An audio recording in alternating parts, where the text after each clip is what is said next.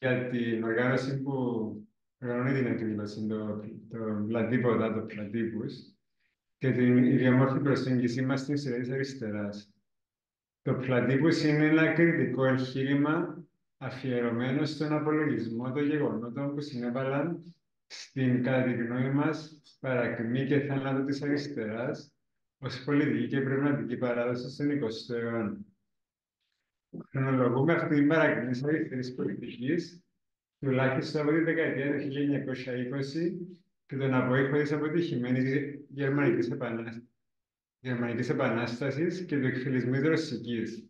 Αποτυχίες που υποστηρίζουμε ότι άρχισαν την αριστερά σε μια κατάσταση τραύματος και αποπροσανατολισμού από την οποία δεν συνήλθε ποτέ. Από αυτήν την οπτική γωνία, η ιστορία του 20ου αιώνα είναι η ιστορία της οπισθοδρόμησης σε σχέση με το πρόβλημα της ανθρώπινης χειραφέτησης που η αριστερά από το διαφωτισμό και μετά έχει επιφορτήσει τον εαυτό της να λύσει.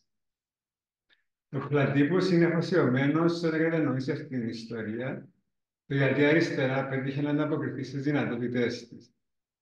Ως εκ τούτου, υιοθετούμε μια αποφασιστικά αριστοκεντρική προσέγγιση της ιστορίας και επιδιώκουμε να ασκήσουμε εμμενή κριτική στην ιστορία της αριστεράς. Εμμενή, δηλαδή κριτική από τα μέσα, με βάση τους ίδιους τους στόχους της αριστεράς. Αυτό το κάνουμε οργανώνοντας δημόσιες συζητήσεις μεταξύ αυτοπροσδιοριζόμενων αριστερών ομάδων και ατόμων,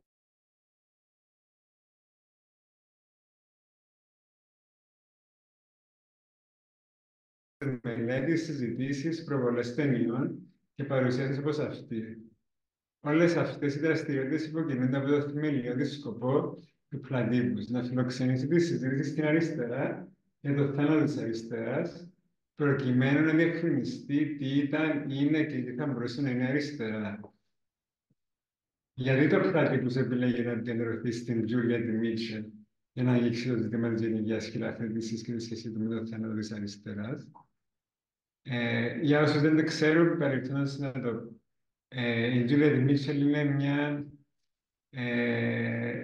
φεμινίστρια που, όσο ξέρω, ζει ακόμα, αλλά ήταν στο προσκήνιο δεκαετία του 60 και 70 και αυτή είναι το κείμενο. Δεν είναι τόσο γνωστή όσο άλλες, αλλά εμείς θεωρούμε ότι είναι πολύ, έχει πολλά να προσφέρει η σκέψη της. Ε, ε, Χρησιμοποιούμε τη Μίτσελ γιατί αυτά που λέει αντιπροσωπεύουν ένα συγκεκριμένο δρόμο που δεν έχει ακολουθήσει η αριστερά του 20ου αιώνα και ως εκ τούτου αποτελεί κριτική αυτής της ιστορίας από την οποία μπορούμε να μάθουμε σήμερα. Άρα λοιπόν, ποιος ήταν ο δρόμος που θα μπορούσαμε να πάρουμε να τη Μίτσελ, αλλά δεν ξέρουμε. Η Μίτσελ ξεκινά το κύριο επιχείρημα της στο γυναίκες, τη διαρκέστερη επανάσταση, επισημαίνοντας την εντεπανάσταση στη σοσιαλιστική αριστερά σε σχέση με τη γυναικεία χειραφέτηση μέχρι τα μέσα της δεκαετίας του 1960. Σημειώνει δηλαδή την ιδιόμορφη οπισθοδρόμηση της αριστερής σύνδεσης στο θέμα, λέγοντας, και τώρα είναι quote από τη Μίτσελ, το πρόβλημα της υποταγής των γυναικών και η ανάγκη απελευθέρωσής τους είχαν αναγνωριστεί από τους μεγάλους στοχαστές του σοσιαλισμού του 19ου αιώνα. Αποτελούν κομμάτι της κλασικής κληρονομιάς του επαναστατικού κινήματος. Παρ' όλα αυτά, σήμερα στη Δύση το πρόβλημα έχει γίνει δευτερεύον, αν όχι αόρατο, αναφορικά με την ενασχολήση των σοσιαλιστών. Ίσως κανένα άλλο μείζον ζήτημα δεν έχει ξεχάσει σε τέτοιο βαθμό. Γιατί συνέβη αυτό, ρωτάει. Η Μίτσελ ανακρίνει τους λόγους για τους οποίους το γυναικείο ζήτημα απέκτησε δευτερεύοντα σημασία στο σοσιαλιστικό κίνημα. Πιστεύει ότι υπάρχουν βαθιές δομικές αιτίες γι' αυτό και αφιστά την προσοχή σε ένα συγκεκριμένο παράγοντα. Συγκεκριμένα στο ότι ο τρόπος με τον οποίο συζητούνταν παραδοσιακά το θέμα από τους σοσιαλιστές ήταν προβληματικός. Όλοι οι σοσιαλιστές αναγνώρισαν το πρόβλημα της υποταγής των γυναικών στον άντρα, αλλά κανένας δεν πρότεινε μια ικανοποιητική λύση σε αυτό. Στη συνέχεια, η Μίτσελ εξιστορεί στο ιατρό των γυναικών στη σοσιαλιστική θεωρία. Ο Φουριέ, ο πρώτος ουτοπικός σοσιαλιστής, θεωρούσε την πρόοδο των γυναικών προς τη χειραφέτηση ως το μέτρο της πρόοδου των κοινωνιών στο σύνολό τους. Πώς μας λέει, ο βαθμός της γενιάς χειραφέτησης είναι το μέτρο της γενικής χειραφέτησης. Ο Μάρξ ακολούθησε το Φουριέ σε αυτό το πνεύμα, αλλά πήγε πέρα από το Φουριέ με το να παρουσιάσει τη γυναική χειραφέτηση ως το δίχτυ του βαθμού στον οποίο η ανθρωπότητα από ζώδη έγινε ανθρώπινη. Κατά το Μίτσελ όμως, ο Μάρξ διατήρησε την αφαιρετική σύλληψη της θέσης των γυναικών του Φουριέ ως ένα δίχτυ γενικής κοινωνικής πρόοδου, ως ένα σύμβολο, αντί ως κάτι συγκεκριμένο προς επίλυση. Αμέλησε να ασχοληθεί συγκεκριμένα με το ζήτημα της γυναικείας καταπίεσης, μέχρι τα μεταγενέστερα γράψα του, όπου αντιμετωπίζει το ζήτημα κυρίως με όρους του αντιδραστικού χαρακτήρα της αστικής οικογένειας και της διατήρησης της στον καπιταλισμό. Ο Μάρξ άσκησε κριτική στην αστική οικογένεια και ζήτησε την κατάργησή της, μια διαδικασία που έχει ήδη ξεκινήσει, κάτι που έγινε δυνατό με ταυτόχρονα να υπονομεύεται από την ανάπτυξη του καπιταλισμού.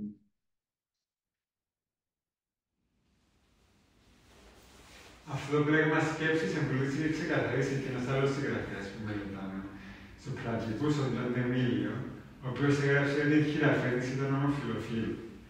Ο Ντεμίλιο υποστήριξε ότι στις προδοσιακές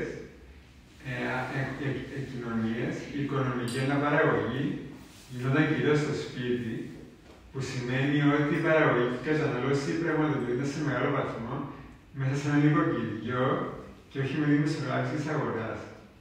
Με την ανάπτυξη του βιομηχανικού καπιταλισμού, η μισθωτή εργασία και η αγορά αντικαθιστούν την κεντρική θέση της οικογενειακής οικονομίας. Και αυτό άνοιξε κοινωνικό χώρο για ανεξαρτησία από την οικογένεια, κάνοντας πράγματα όπως η ομοφυλική ταυτότητα δυνατά, για παράδειγμα. Ωστόσο, ταυτόχρονα, όπως λέει ο Μάρξ, γάμος, ιδιοκτησία και οικογένεια παραμένουν απρόσβητα σε θεωρία, διότι αποτελούν την πρακτική βάση που πάνω της αστική τάξη έχει οικοδομήσει η κυριαρχία της. Ο αστός δίνει στην οικογένεια το χαρακτήρα της αστικής οικογένειας, όπου η ανία και το χρήμα αποτελούν το συγκριτικό δεσμό και που επίσης περιλαμβάνει την αστική διάλυση της οικογένειας, πράγμα που δεν εμποδίζει την ίδια την οικογένεια να συνεχίζει πάντα να υπάρχει.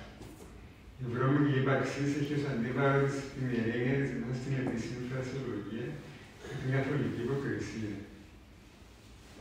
Η Μίτσελ σημαίνει ωστόσο ότι ο Μάρξ ποτέ δεν ξεκαθάρισε πραγματικά τι θέση είναι παγώντας στην πραγματικότητα η απέτηση για την κατάργηση της οικογένειας στη σοσιαλιστική επανάσταση. Ο Έγγελς ασχολήθηκε περισσότερο με το θέμα, υποστηρίζοντας ότι η διαίρεση των φύλων ήταν ο αρχικός ταξικός ανταγωνισμός και ότι η υποδούλωση των γυναικών στην οικιακή εργασία πάει πίσω στην εγκαθίδρυση της ειδικής ιδιοκτησίας και της πατρογονικής κληρονομιάς. Οι γυναίκες έπρεπε να είναι πιστοί στους συζύγους τους για να εξασφαλίσουν ότι ο απόγονος στον οποίο θα πάει η περιουσία του ανδρός τους είναι ο δικός του. Αυτό οδηγεί στην εγκαθίδρυση της μονογαμίας. Ο Έγγελς απέδωσε την υποδούλωση των γυναικών στη σωματική ισοδυναμία σε σχέση με τους άντρες, που περιορίζει την ικανότητά τους να παράγουν το ίδιο με τους δεύτερους. Τέλος, ο Μπέμπελ, ο ηγέτης του σοσιαλιστικού κινήματος στο απόγειο του 19ου αιώνα, διακήρυξε ότι η γυναίκα ήταν σκλάβος πριν καν την ύπαρξη των σκλάβων και πρόσθεσε ότι η ικανότητα της να κάνει υπεργία ήταν επίσης το θεμέλιο της υποταγής της στον άντρα.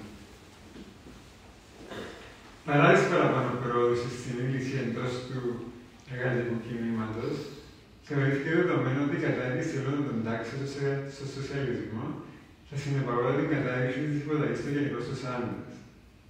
Στο τέλος, η Μίτσελ καταλήγει ότι η κλασική βιβλιογραφία για την κατάργηση των γυναικών είναι υπερβολικά οικονομιστική ως προς την έφασή της, αποτυχάνοντας να ασχοληθεί επαρκώς με την απελευθέρωση των γυναικών, εκτός από το να ισχυρίζεται ότι ο σοσιαλισμός το κάνει. Ο Μάρξ και ο Έγγελς ανάγουν το γυναικείο ζήτημα στο ζήτημα της οικογένειας και ανάγουν την οικογένεια σε απλή προϋπόθεση της οδικής ιδιοκτησίας.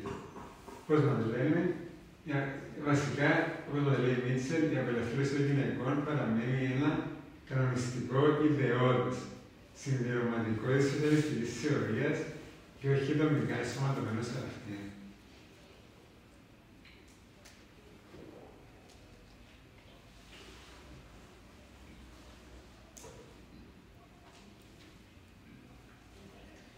Για να διορθωθεί αυτή η παράληψη, η Μίτσελ προτείνει τη ριζική διαφοροποίηση και προσδιορισμό των συγκεκριμένων δομών της γυναικείας καταπίεσης, απορρίπτοντας, όπως το θέτει, τον απλό καθορισμό της από την οικονομία, τη συμβολική εξίσωση της με την απελευθέρωση της κοινωνίας στο σύνολό της. Υποστηρίζει ότι η κατάσταση της γυναίκας είναι μια συγκεκριμένη δομή, αποτελούμενη από μια ενότητα διαφορετικών στοιχείων ή μια σύγχρονη δομή που αποτελείται από διαφορετικές απλούστες. Αυτές οι συγκεκριμένες δομές υποστηρίζει είναι 1. Η παραγωγή, 2. Η αναπαραγωγή, 3. Η σεξουαλικότητα και 4. Η κοινωνικοποίηση των παιδιών. Ο αναγκαστικός υποβιβασμός των γυναικών στη γυναικεία εργασία, μαζί με το θεσμοθετημένο ρόλο της στην οικογένεια ως μητέρα που γεννά και ανατρέφει τα παιδιά και ως σεξουαλικής υπηρέτριας, δεν είναι καθοριστικές δομές της οικογένειας και της κατάστασης της γυναίκας ιστορικά. Αυτές οι δομές αναπτύσσονται άνισα και η κατάσταση των γυναικών ιστορικά είναι το αποτέλεσμα της συνδυασμένης και άνισης ανάπτυξης αυτών των δομών. Καθεμία από αυτές τις δομές διαχωρίζεται από τις άλλες και έχει σχηματίσει μια σύγχρονη ενότητα σε διαφορετικές παραλλαγές ιστορικά.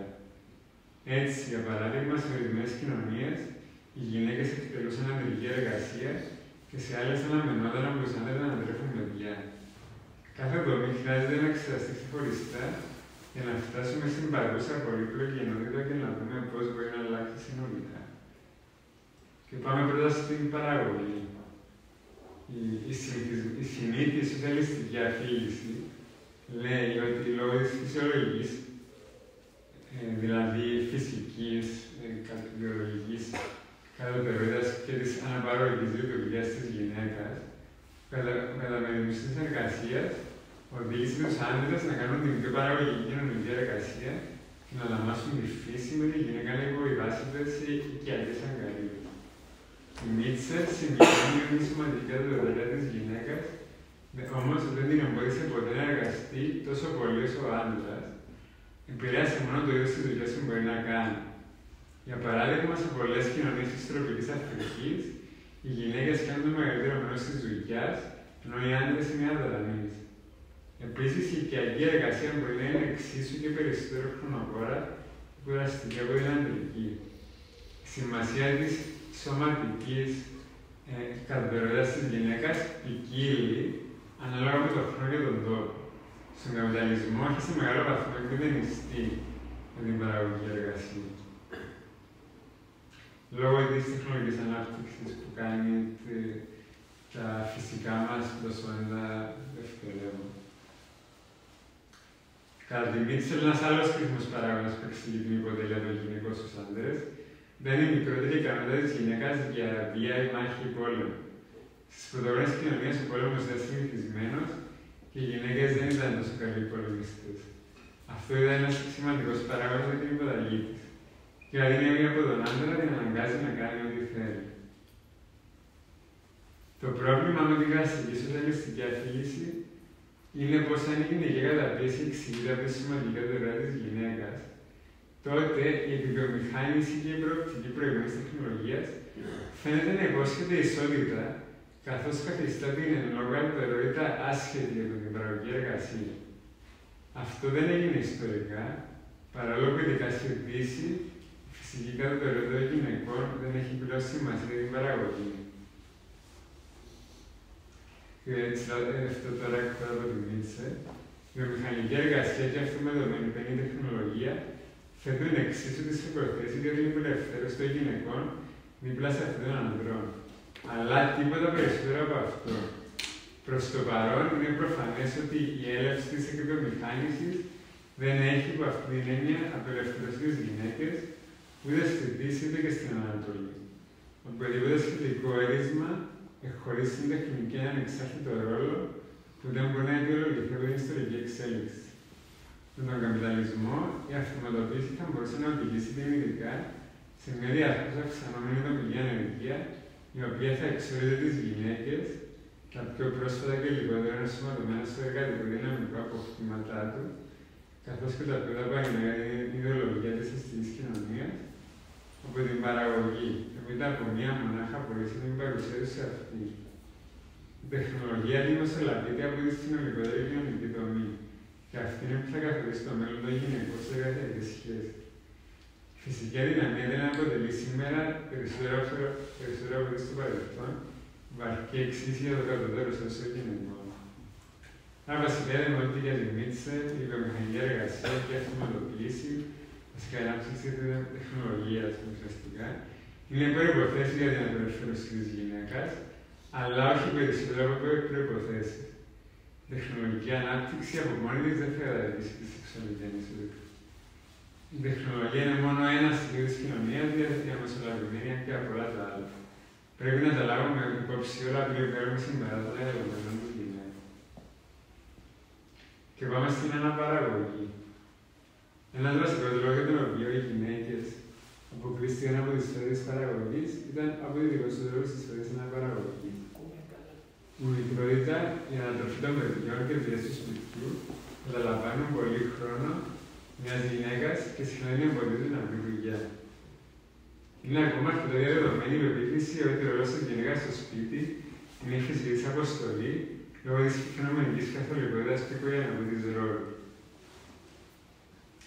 Οι Μίτσελ επικρίνουν τους μαρξιστές για την αποτυχία τους να εξηγήσουν τι θα σημαίνει στην πράξη κατάρρευση της οικογένειας, υποδηλώνοντας ότι βασικά αυτή η έννοια της κατάρρευσης είναι ουσιαστικά κενή.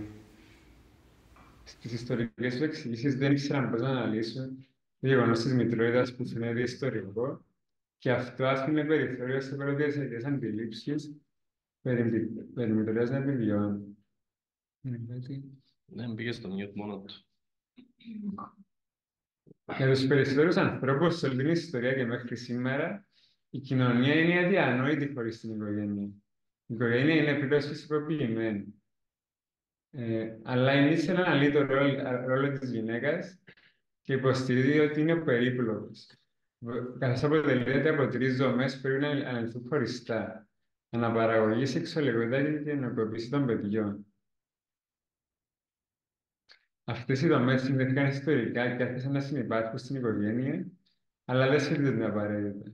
Για παράδειγμα, μια γυναίκα μπορεί να μεγαλώσει ένα παιδί χωρίς να το έχει γεννήσει μέσω υιοθεσίας. Επομένως, η κοινωνικοποίηση των παιδιών, δηλαδή το μεγάλωμα των παιδιών ουσιαστικά, δεν σημαίνει ανατροφή τους, δεν συνεπάγεται αναπαραγωγή. Αυτές οι τρεις δομές μπορούν να συνδυαστούν με διαφορετικούς τρόπους.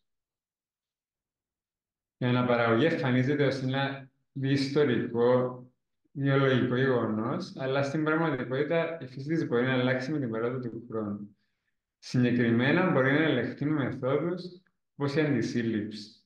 Όσο δεν υπήρχαν μεθόδοι αντισύλληψης, οι γυναίκες είχαν ελάχιστο έλεγχο για το αν ή πόσο συχνά θα γεννούσαν παιδιά. Δεν είναι ουσιαστικά σκλάβες της αναπαραγωγικής τους λειτουργίας. Η αντισύλληψη επέτρεψε για πρώτη φορά στην ιστορία να αλλάξει ο τρόπος αναπαραγωγής. Οι γυναίκες είχαν πλέον την ικανότητα να έχουν τον έλεγχο της αναπαραγωγικής τους λειτουργίας, αν η κοινωνία τους το επέτρεπε. Ο ορισμός της γυναίκας ως μητέρας είναι ένας περιορισμένος ορισμός. Οι γυναίκες δεν χρειάζεται να είναι μητέρες ή απλώς μητέρες, αλλά μπορούν και χρειάζεται να γίνουν κοινωνικά υποκείμενα και δημιουργοί. Και πάμε στο πιο ταμπού θέμα της σεξουαλικότητας. Για τη Μίτσελ, είναι η διάσταση της γυναικείας κατάστασης με τα πιο πολλά ταμπού.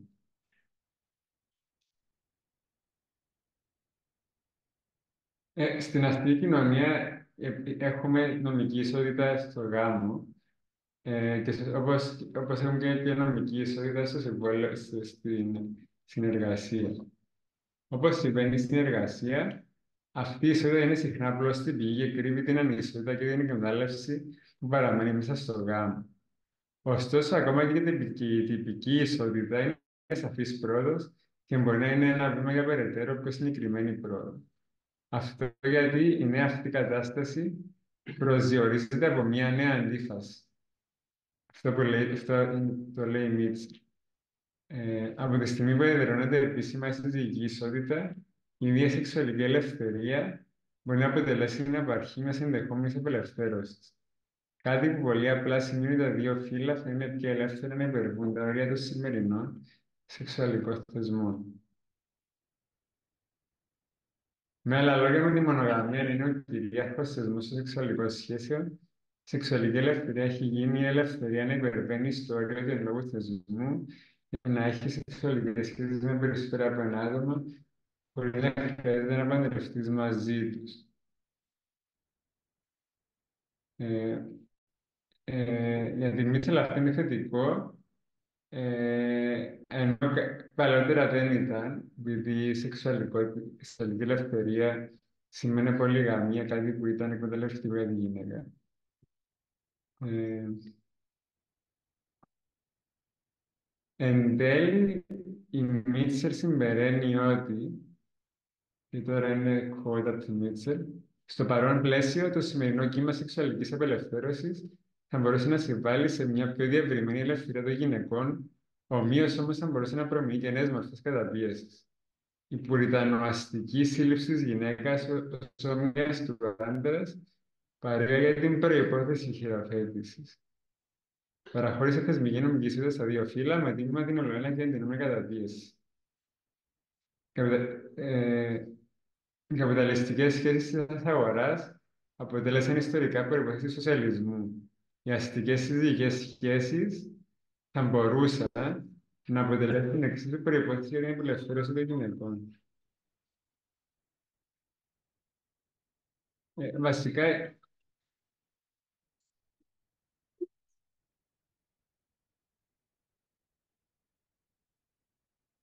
βασικά, η Μίση θεωρεί πως όπως οι τυπικά ίσες και ελεύθερες αστικές σχέσεις της αγοράς είναι τόσο προϋπόθεση όσο και εμπόδιο για την υπέραση του καπιταλισμού, τόσο η νομική ισότητα στις αστικές συζυγικές σχέσεις και η σεξουαλική απελευθέρωση μπορεί να είναι τόσο προϋπόθεση όσο και εμπόδιο για την γυναική χειραφέτηση.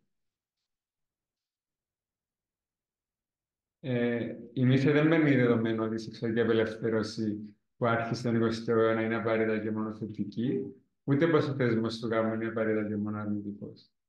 Και πάμε και στον τελευταίο παράγοντα της οικογένειας, τη δομή της κοινωνικοποίησης. Η γυναίκα παραδοσιακά είχε τον κοινωνικό ρόλο της ανατροπής των παιδιών.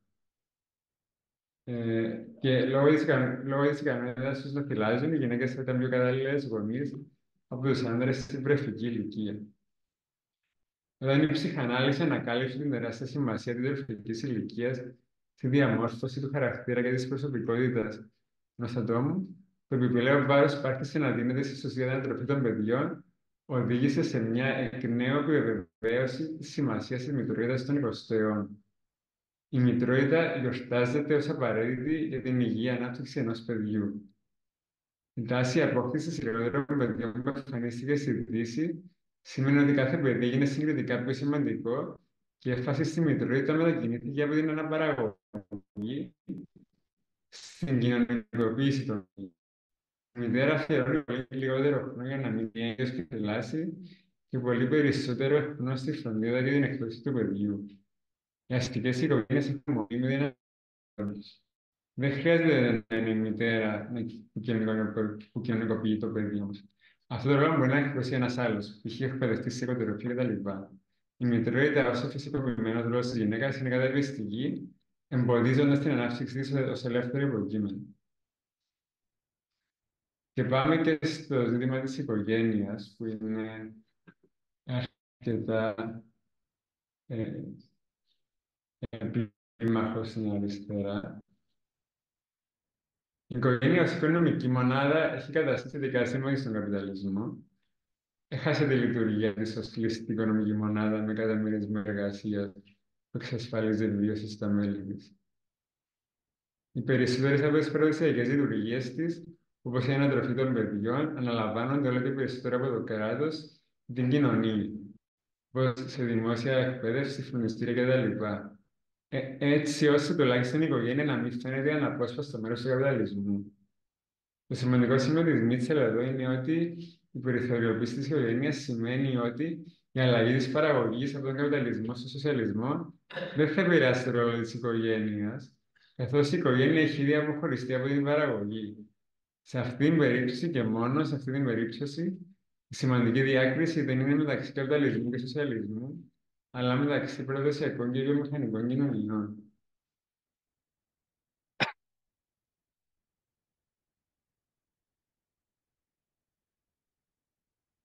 Επίσης, σήμερα η οικογένεια εμφανίζεται όλο και περισσότερο ως καταφύγιο από ένα όλο και πιο εξατομικευμένο, αλληλοτριωτικό και χαοτικό κόσμο. Αλλά αυτό, όπως μας λέει η Μίτσελ, βασίζεται στην παράλογη υπόθεση ότι η οικογένεια μπορεί να απομονωθεί από την κοινότητα και ότι οι εσωτερικές της σχέσεις θα αναπαράγουν με τους δικούς τους όρους τις εξωτερικές σχέσεις που υπάρχουν στην κοινωνία. Η οικογένεια ως καταφύγιο στην αστική κοινωνία αναπόφευκτα θα γίνεται μια αντανάκλαση της τελευταίας. Παραδοσιακά, το σοσιαλιστικό κίνημα διεκδικούσε την κατάργηση της αστικής κοινωνίας ως απαραίτητο βήμα για γυναική και σεξουαλική χειραφέτηση. Η Μίτσελ όμως υποστηρίζει ότι το σύνθημα αυτό πρέπει να απορριφθεί ως εσφαλμένο. Είναι μαξιμαλιστικό με την κακή έννοια, εφόσον θέτει ένα αίτημα που αποτελεί απλώς μια άρνηση, η οποία δεν συνοδεύεται από καμία συνεχτική κατασκευή που να τη διαδέχεται. Η αιτία πίσω από την ιστορική δυναμία της κατάρριξης της οικογένειας είναι ότι η οικογένεια δεν αναλύθηκε ποτέ ατομικά βασικά. Παρέμεινε μια αφηρημένη έννοια για τους σοσιαλιστές, εξού και τα αφηρημένα αιτήματα και το θέμα της κατάρριξης της οικογένειας. Βασικός μας στόχος πρέπει να είναι η ισότητα των φύλων. Το αίτημα για ισότητα των φύλων υπονομεύει την έννοια της οικογένειας όπως αυτή υπάρχει σήμερα, καθώς είναι ασυμβάστο με αυτή. Πρέπει να απαιτήσουμε τον διαχωρισμό των σφαιρών αναπαραγωγής, σεξουαλικότητας και κοινωνικοποίησης των παιδιών που επιτυχάνουν μια καταπιεστική ενότητα στην πυρηνική οικογένεια. Αντί να προσπαθήσουμε να καταργήσουμε νομικά την οικογένεια, θα πρέπει να υπονομευτεί και να έρθει να μαραζώσει. Το θεμελιώδες πρόβλημα του σημερινού συστήματος γάμου και οικογένειας στην αστική κοινωνία είναι το γεγονός ότι είναι η μόνη αποδεκτή θεσμοθετημένη μορφή διαφιλικών και διαγενειακών σχέσεων. Ωστόσο, η ανθρώπινη εμπειρία δείχνει με τεράστια ποικιλία πιθανών διαφιλικών και διαγενειακών σχέσεων. Έτσι, είναι πολύ κατασταλτικό να αποδεχόμαστε μόνο το μονογαμικό γάμο διαβίου και όλα τα παιδιά να μεγαλώνουν οι μητέρες τους. Δεν υπάρχει κανένας καλός λόγος για να επιμένει αυτό το μονολυθικό σύστημα ανθρωπίνων σχέσεων, καθώς περιθωριοποιεί την πλειοψηφία των πιθανών ανθρώπινων σχέσεων. Ο σοσιαλισμός δεν πρέπει να αφορά την κατάργηση του γάμου και της οικογένειας, αλλά την κατάργηση της ιδιότητάς τους ως το μοναδικό αποδεκτό θεσμό για τις ανθρώπινες σχέσεις. Ο σοσιαλισμός δεν θα καταργήσει την οικογένεια, αλλά θα διαφοροποιήσει, θα διευρύνει το είδος των σχέσεων που είναι κοινωνικά αποδεκτές. Θα μπορούμε να έχουμε πολλαπλούς θεσμούς από τους οποίους η οικογένεια θα ήταν μόνο ένα. Π.χ. μονογονεϊκή εκπαίδευση, παιδιά κοινωνικοποιημένα, μεγαλωμένα από μη βιολογικούς γονείς, εκτεταμένα στο μάτι κοινωνία κτλ.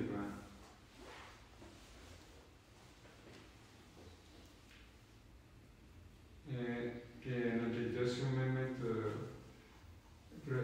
τελευταίο ζήτημα, το τι να κάνουμε. Όπως και ο Μάρξ, η Μίτσελ τονίζει τον μοναστικό χαρακτήρα του καπιταλισμού στην παγκόσμια ιστορία ως η διάλυση της βάσης όλων των παραδοσιακών φυσικών κοινωνικών σχέσεων και ως ανοίγματος της δυνατότητας του σοσιαλισμού. Και θεωρεί πως η αρχαιστήρια επανάσταση, αυτή με τη μεγαλύτερη διάρκεια δηλαδή αυτή της γυναίκας, συνδέεται στενά με αυτόν τον κόσμο ιστορικό μετασχηματισμό. Ο καπιταλισμός τίνει προς την αποδιάρθρωση καθεμιάς από τις δομές της οικογένειας. Τεκνοποίηση, κοινωνικοποίηση, σεξουαλικότητα, οικονομική επιβίωση κτλ. Ως τέτοια και τη μεταμόρφωση της καθεμιάς, έτσι ώστε να μην είναι πλέον το φυσικό πεδίο των γυναικών. Ωστόσο, η Μίτσελ προειδοποιεί ότι χωρίς το ριζικό μετασχηματισμό όλων των δομών της γυναικείας καταπίεσης, σαν απόσπαστο μέρος της σοσιαλιστικής επανάστασης, αυτές οι προοδευτικές τάσεις της εξέλιξης των αστικών κοινωνιών μπορούν επίσης να οδηγήσουν εξίσου σε νέες μορφές ενδοκαπιταλιστικής ιδεολογίας στην πρακτική. Για παράδειγμα, λέει, μία από τις δυνάμεις πίσω από την τρέχουσα εκτόξευση της σεξουαλικής ελευθερίας ήταν αναμφίβολη μετατροπή του ψύχρεμου καπιταλισμού από ήθος παραγωγής και εργασίας σε ήθος κατανάλωσης και διασκέδωσης. Η βελτίωση σε μια δομή καταπίεσης μπορεί να αντισταθμιστεί από επιδείνωση σε μια άλλη και η Μίτσελ παρέχει παραδείγματα αυτού εξετάζοντας τους αγώνες της αριστεράς να ξεπεράσει τη γυναικεία υποταγή ιστορικά.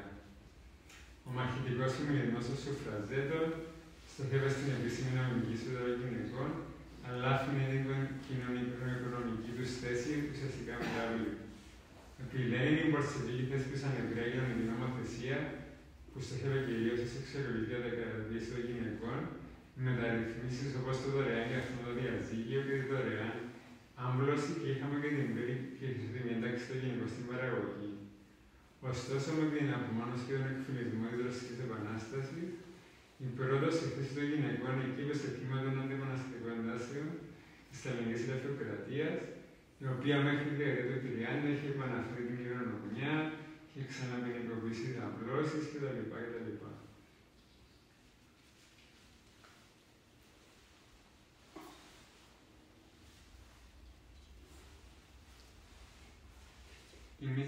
Η Μίτσελ πιστεύει ότι μόνο στη Δύση μπορεί σε πρώτη φάση να επιτευχθεί η γυναικεία χειραφέτηση και αυτό μόνο αν και 4 δομές καταπίεσης μετασχηματιστούν μαζί.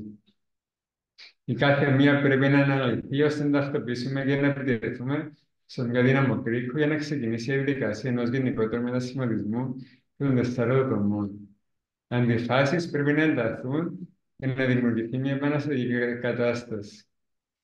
Η φράση της Μίτσελ «ενότητα ρήξης» αναφέρεται στη στιγμή που οι αντιφάσεις ενισχύουν τόσο η μία την άλλη, ώστε να συνενώνονται για να συντελέσουν τις συνθήκες για μια επαναστατική αλλαγή. Άρα το πρώτο που πρέπει να κάνουμε είναι να δούμε ποια είναι η κατάσταση των διαφόρων δομών σήμερα. Η Μίτσελ το κάνει αυτή η δική της ιστορική συγκυρία που διαφέρει όμως από τη δική μας. Από εδώ και πέρα νομίζω μπορούμε τελειώσαμε την παρουσίαση. Μπορούμε να ανοίξουμε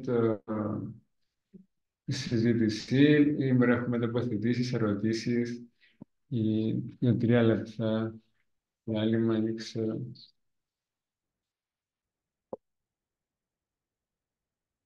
Μίλησα αρκετά. Δεν ξέρω.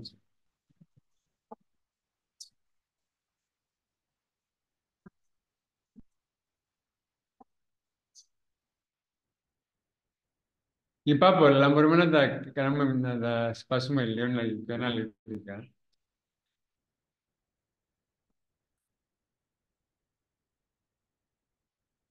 Ναι. Ευχαριστώ πολύ, καταρχάς. Ένα λεπτό να πάρω ένα μικρόφωνο. Δεν χρειάζεται.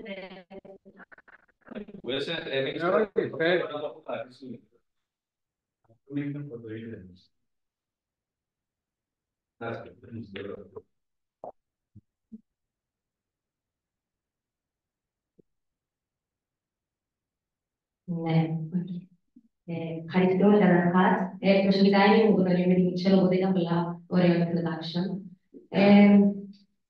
Που ταιριάζα που το πάρτι είναι πολύ γραμμία, το ότι ας πούμε η παλιά ήταν κάτι το οποίο ήταν καταπιεστικό, αλλά τώρα μπορεί να γίνει κάτι πιο θετικό, αλλά μπορεί ταυτόχρονα να λειτουργήσει σε μια νέα μορφή καταπίεσης.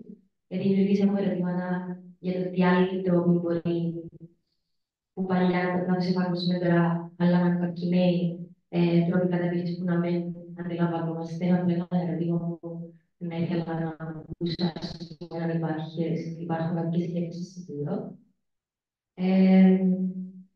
Και το δεύτερο που μιλάει για την παραγωγή και την αναπαραγωγή,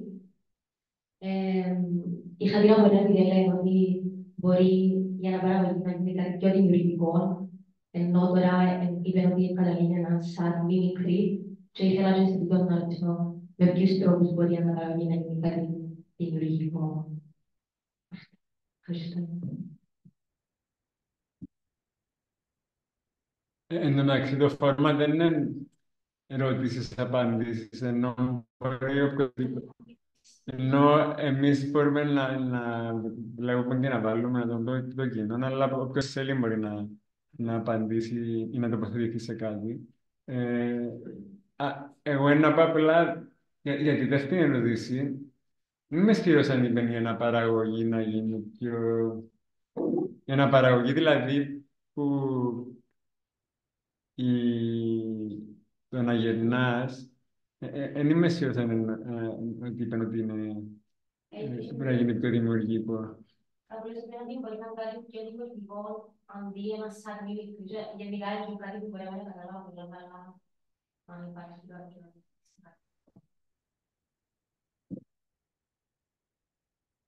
Είναι για την παραγωγή του τόπου, δηλαδή είναι για τη δουλειά, για την αποξένωση Στην οικογένεια. στην οικογένεια.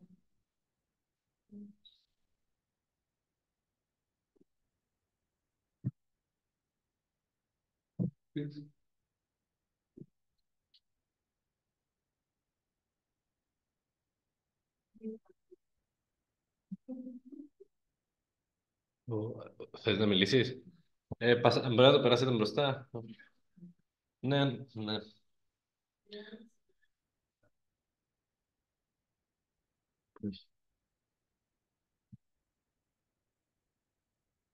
Ευχαριστούμε πολύ για την παρουσίαση. Κυρία και Λατύπους Λευκοσία για την οργάνωση. Η συζήτηση περί πολυγαμίας και μονογαμίας όντως είναι πολύ κεντρική. Αυτό το κείμενο, έστω που μας το παρουσίασε ο Φιδίας, παρουσιάζει πολύ ενδιαφέρον γιατί λέει ότι δεν πρέπει να είμαστε μονολυθικοί στις απόψεις μας για την γυναικεία και ευρύτερα ανθρώπινη χειραφέτηση. Η ίδια η πολυγαμία και η μονογαμία, αν απολυτοποιηθούν, μπορεί να λειτουργούν καταπιεστικά για αυτούς που είναι υπέρμαχοί τους. Και δίνει πολύ ωραία παραδείγματα, αναφέρθηκε ο Φιδίας, πως ας πούμε η πολυγαμία στον παραδοσιακό κινέζικο πολιτισμό είναι καταπιεστική.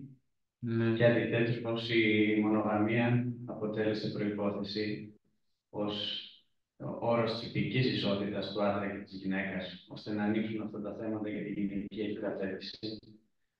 Θυμίζει πάρα πολύ η ανάλυση της Μίτσελ για τις σχέσεις των φύλων, τη σχέση που έχουμε με την εργασία μας, η οποία μας δίνει μια τυπική ελευθερία μέσα στην κοινωνία, να είμαστε ελεύθεροι από δεσμούς εξάρτησης, όπως στην οικογένεια, για να αναπτυχθούμε ελεύθερα, αλλά ταυτόχρονα νιώθουμε ότι μας υποδουλώνει και μας καταπιέζει. Και ακριβώς έτσι και οι έμφυλες σχέσεις μεταξύ των φύλων, την ίδια στιγμή που είναι χειραφετητικές όπως τις ζούμε, μας φαίνονται επίσης εμπόδιο για την ανάπτυξή μας.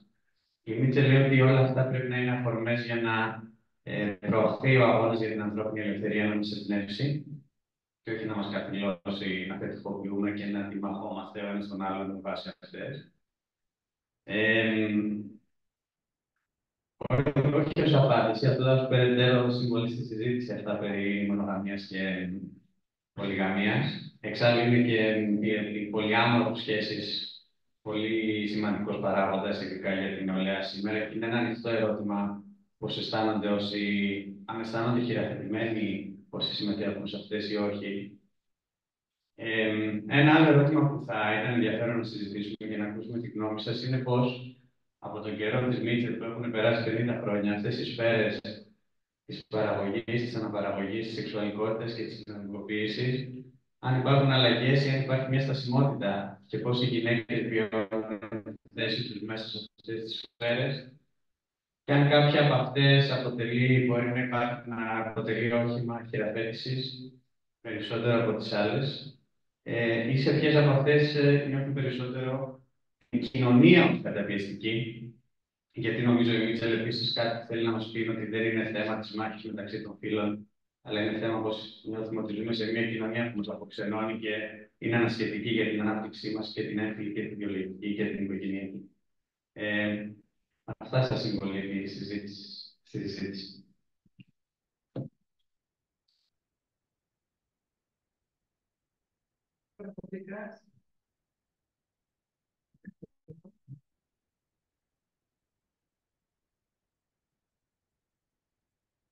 Δεν ξέρω από πού είναι η Μίτσελ, είναι πιθανότατα Αμερικανίδα.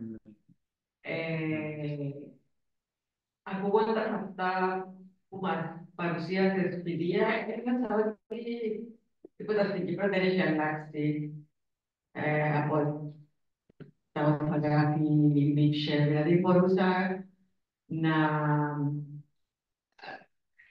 νιώσω και να καταλάβω πλήρως το τι προσπαθούσε, το τι μας, το τι έλεγε, το τι λέει, τι έλεγε στην 50 χρόνια. Ξέρω αν κάποιος άλλος έχει άλλη άποψη, αλλά τουλάχιστον στην Κύπρο δεν προχωρήσαμε πάρα πολύ.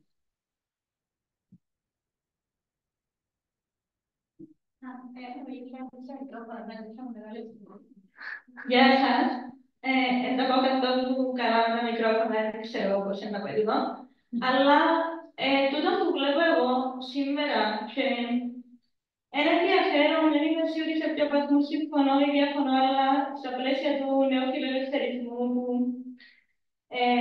εγώ δεν αγαπώ, δεν ξέρω αν κάποιος που σας να με αγαπά, νομίζω πως όχι.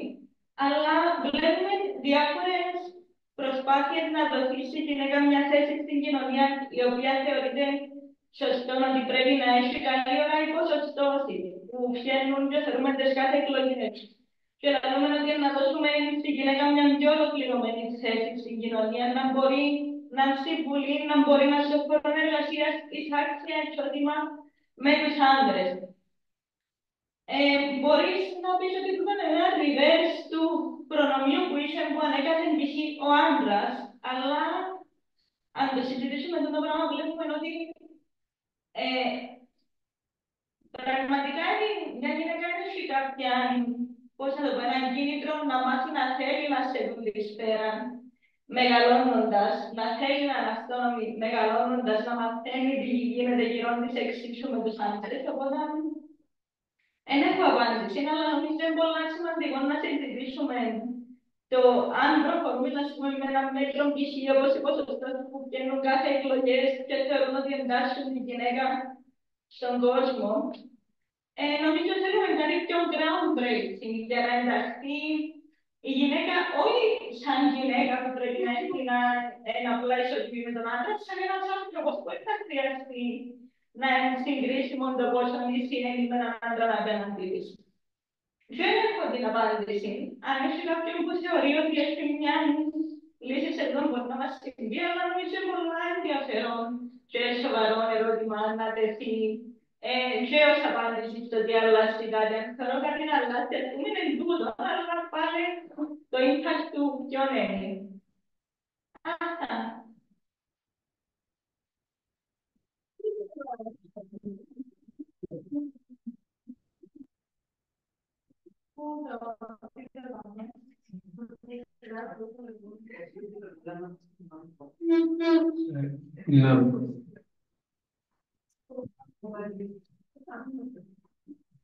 Γεια σας.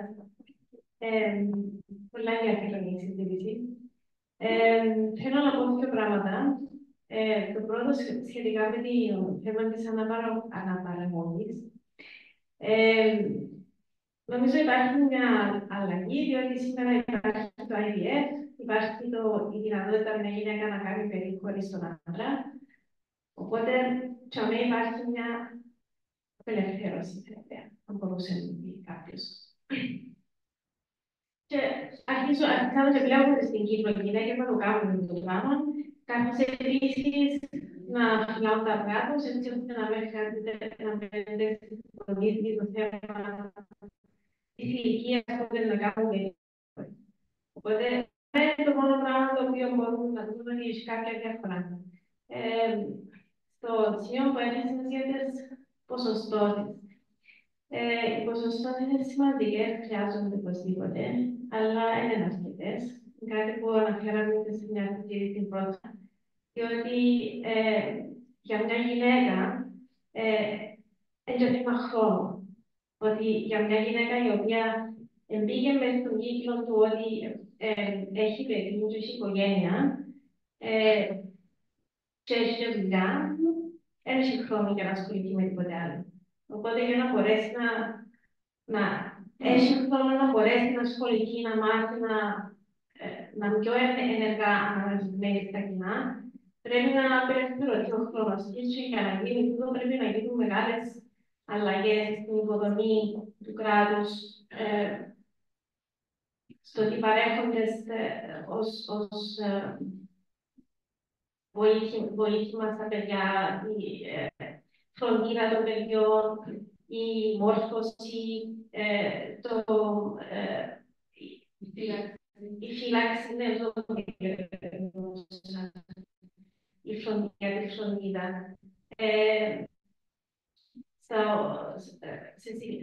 Στα θέματα της μεταφοράς, δηλαδή η δημόσια μεταφορά, έτσι ώστε να μην χρειάζεται να περνάνε τις ώρες να κάνει ένα ταξί, ή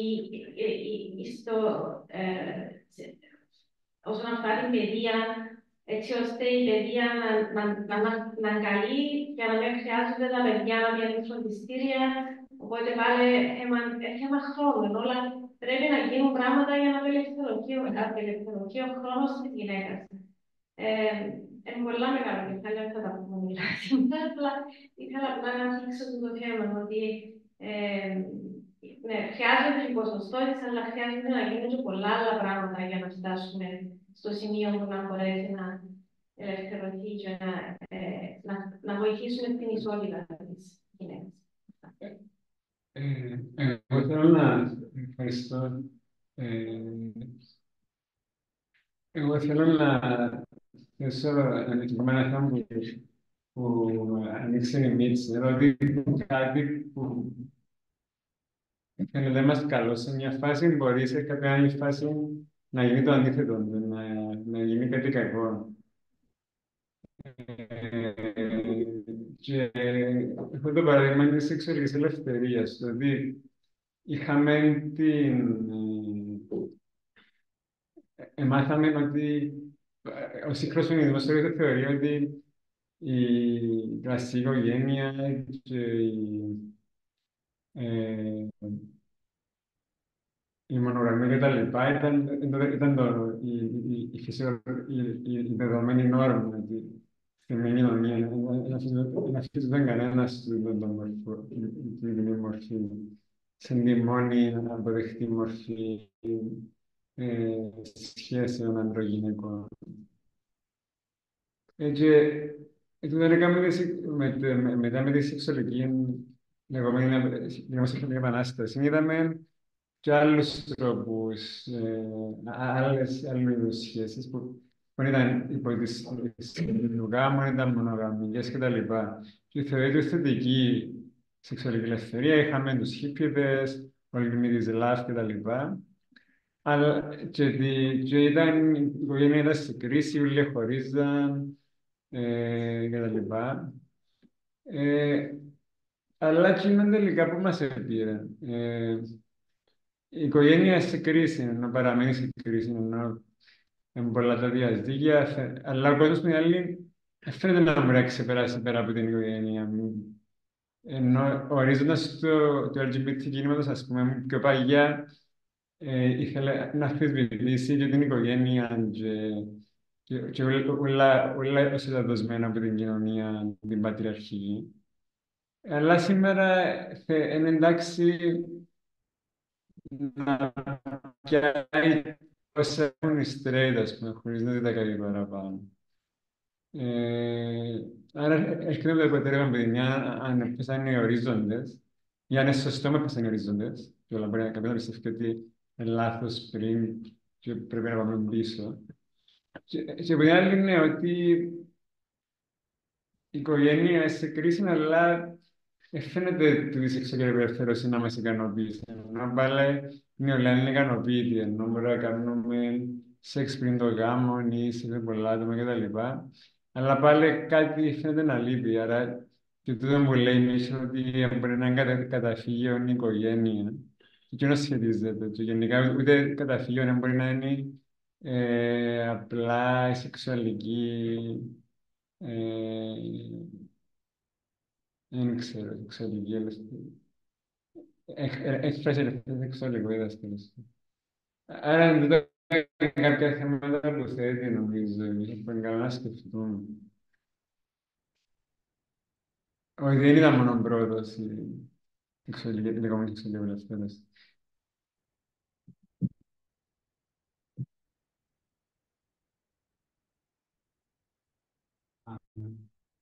Αν γίνεται να συμπληρώσω κάτι σε αυτό που λέει ο Φιδιάς, έχει πολύ ενδιαφέρον ότι οι φεμινίστες της δεκαετίας του 30 διαμαρτύρονταν εναντίον του συστήματος γιατί δεν τις επέτρεπε να κάνουν οικογένεια. Δεν μπορούσαν να έχουν σταθερή οικονομική κατάσταση ώστε να μπορούν να αναπτύξουν οικογενειακή ζωή.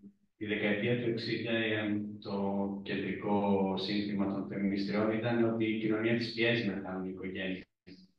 Άρα βλέπουμε ότι η κοινωνία μπορεί με πολλούς τρόπους να καταπιέζει και ότι η χειραφέτηση δεν είναι θέμα ενός απλού συνθήματος υπέρ ή κατά της οικογένειας, αλλά πώς θα δοθούν οικονομικοί, κοινωνικοί πόροι έτσι ώστε να αναπτυχθεί σε όλη την πληρότητα της η ανθρώπινη κατάσταση, κάπως έτσι είναι το όραμα του σοσιαλισμού.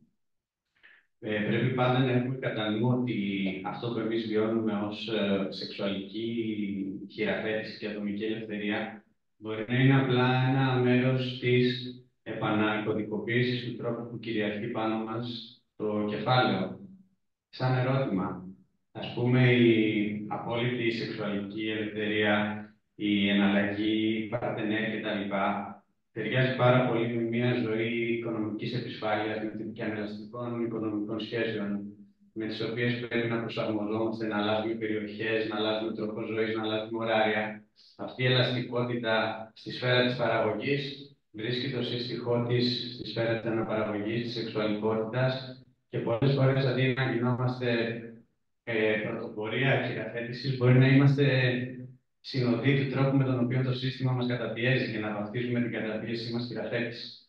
Αυτά είναι ερωτήματα που πρέπει η αριστερά να ανοίγει συνέχεια και να τα συζητάει για να μπορέσει να ενδυναμώσει πραγματικά τους ανθρώπους, να πραγματώσουν την ελευθερία τους και όχι να αστυνομεύει τους ανθρώπους. Γιατί πολλές φορές μεταξύ μας αστυνομεύουμε ένας τον άλλον και λέμε γιατί είσαι υπέρ της μονογαμίας, γιατί είσαι υπέρ της πολυγαμίας, γιατί δεν θέλεις παιδιά, γιατί θέλεις παιδιά. Αντί να δώσουμε πόρους και συνθήκες στη κάθε ατομικότητα να εκδιπλωθεί ελεύθερα.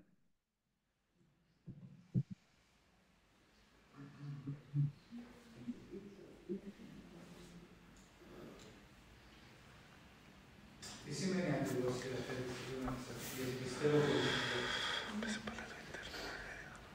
χειραφέτηση σημαίνει απελευθέρωση βασικά, emancipation. Emancipation στην ελληνικά, απελευθέρωση. Που εσύ ο ίδιος βέβαια απελευθερώνεις τον εαυτό σου κάποιος. Η μαρξιστική προσέγγιση, αν μου επιτρέψει, μοιάζει πολύ με αυτή την εβραϊκή απαγόρευση του να απεικονιστεί ο Θεός. Το να δίναμε από τώρα ένα περίγραμμα της χειραφέτησης θα πρόδιδε την ίδια την έννοιά της. Προτιμούμε να δώσουμε, ο σοσιαλισμός είναι η προσπάθεια να δώσουμε τα εφόδια στους ανθρώπους, ώστε να μας πούν αυτοί τι είναι η χειραφέτηση στην πράξη και όχι να τους δώσουμε εμείς μια συνταγή και μεζούρα από πριν για το τι είναι η ελευθερία, όπως δυστυχώς κάνει μέρος και της αριστεράς και του φεμινισμού που λέει στους άλλους κουνώντας το δάχτυλο τι είναι η χειραφέτηση από πριν, αντί να τους αφήσει και να την ανακαλύψουν. Εντάξει, αν σημαίνει όμως emancipation, σίγουρα τα πράγματα πριν 100 χρόνια ήταν χειρότερα και χειρότερα πριν 50 και είναι σήμερα όχι όσο καλά θα θέλαμε να είναι. Άρα υπάρχει ένα σε απόλυτους όρους. Υπάρχει ένα θέμα development. Από την άλλη όμως, εάν δεν χειραφετηθεί ο άντρας ανάποδα, αυτά τα πράγματα θα υπάρχουν πάντα. Δηλαδή, μήπως πρέπει να το δούμε λίγο ανάποδα το θέμα. Δηλαδή, έχουμε φορτώσει τις γυναίκες σήμερα με όλα αυτά που φέρνει η ελευθερία, αλλά ενώ εξακολουθούν να έχουν τους πατροπαράδοτους ρόλους που είχαν πάντα από αρχαιοτά των χρόνων, τότε τις φορτώνουμε διπλά. Άρα, εάν δεν είναι διατεθειμένος ο άντρας να αναλάβει ισότιμα το σπίτι, την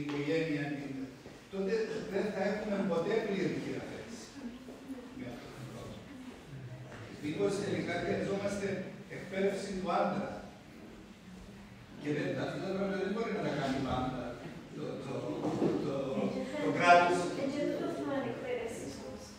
Ναι, σωστά. Συμφωνώ, αλλά νιώθω ότι οι γυναίκες σήμερα μπορεί να είναι σε χειρότερη θέση. Γιατί δεν αλλάξαν οι πατροπαράδοτοι ρόλοι που τους έχουμε αναθέσει τόσο όσο έπρεπε για να μπορούν να κάνουν και όλα τα άλλα.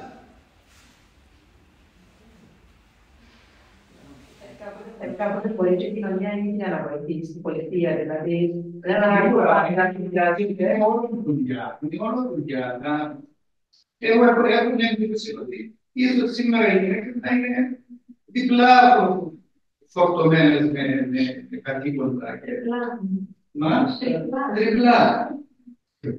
Δηλαδή, αν το development έχει σε ένα κομμάτι αυτό που πρέπει να γίνει. Όσο έχουν λύσει την ευκαιρία, όσο όσο είναι πλάτα, αλλά δεν απελευθερωθούν από τα καθημερινά. Νομίζω ποτέ δεν θα κατορθώσουμε να έχουμε μια ανοιχτή κοινωνία όσον αφορά τα φύλλα.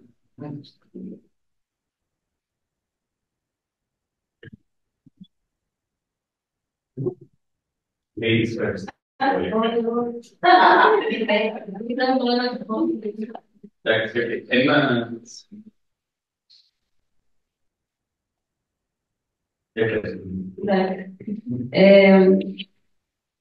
Ναι, πρώτον, ανοίγω το θέμα στο τραπέζι να μιλήσετε για η γυναίκα και η γυναίκα εργάτρια. Φαντάζομαι, σαν επέκταση εδώ που είπα, ότι πλέον είναι... Έχω δει σε ένα σημείο που δεν είναι ο άντρας που παντρεύει τη γυναίκα, αλλά η γυναίκα που παντρεύει τον άντρα. Να σας το πω έτσι. Το άλλο είναι να το πούμε αυτό. Να ευχαριστήσω και εγώ για την παρουσίαση και την πλούσια συζήτηση που έχουμε μέχρι στιγμή. Χτίζοντας τα τελευταία σχόλια που ακούσαμε, να τοποθετηθώ συγκεκριμένα στα dynamics εντός των οικογενειών. Επειδή διακρίνω και εγώ ότι επιμένουν κάποιες νοοτροπίες, κάποιες δυναμικές, αλλά όχι κατά ανάγκη μεταξύ φίλων, αλλά μεταξύ γονιών και παιδιών, παππούδων, γιαγιάδων και γονιών, επειδή αναπόφευκτα με τον τρόπο που ακόμα είναι δομημένες οι κοινωνίες και η πολιτεία, έχουν κάποιες ευθύνες πάνω σε τούτα τα άτομα. Και όσον αφορά την φροντίδα που εμείς πριν που αναφέραμε τέλος πάντων, και την παροχή πόρων και την εκπαίδευση και η χειραγώγηση εντός της οικογένειας, αλλά toutes οι ευθύνες που αφήνουμε τέλος πάντων να διατηρούνται ως προς γονιών προς παιδιών ή και γονιών σε κάποια φάση και παιδιών προς τον παππούδων και γιαγιάδων όσων ενηλικιώνονται. Για κάποιον λόγο, νομίζω, παρατηρώ τέλος πάντων εγώ και θα ήθελα να ρωτήσω από άλλους, τούτες τις ευθύνες ανυψώνουμε τούτες σε σημείο που κάνουμε τούτες να είναι ιδεώδη και έτσι επικρατούνται κάποιες στάσεις του οικογενειακού. Είμαι ο Θοδωρής πριν χαρακτήρισε το δεσμοί υποστηριστή εξάρτησης. Τούτοι δεσμοί εξάρτησης, ναι, δεν μπορούμε να τους κάνουμε προχωρικά ή στο θεωρητικά challenge, αλλά επειδή επικρατούνται οι ευθύνες και η ίδια η κοινωνία κάπως αναμένει ότι να αναπτυχθούν και επιβάλλουν κάποιες ιεραρχίες εντός των οικογενειών. Και πάλι θέλω να πω ότι πλέον νιώθω ότι είναι τόσο ζήτημα μεταξύ των φύλων, αλλά καθοδήγησης και χειραγώγησης και φροντίδας. Και ότι, ναι, εντός της κάθε οικογένειας υπάρχει μια ιδιόμορφη σχέση και αξία και ιεραρχία στο πώς επιβάλλονται και πώς χρησιμοποιούνται το ρόλο. Και η πολιτεία και η κοινωνία δεν ξέρω πώς μπορούν να επιμβούν. Επειδή έχουμε τα τόσο pressures, ας πούμε, στοιχεία τους ρόλους που ακόμα και άτομα που είναι πανηγικό μυαλί θίγονται αν πάει να επικρίνεις ή έστω να κάνεις challenge τους τις ευθύνες τις οποίες σαφώς αναλαμβάνουν και έχουν σαν σκοπό που ένα σημείο της ζωής τους και μετά να φέρουν εις πέρας. Αυτά.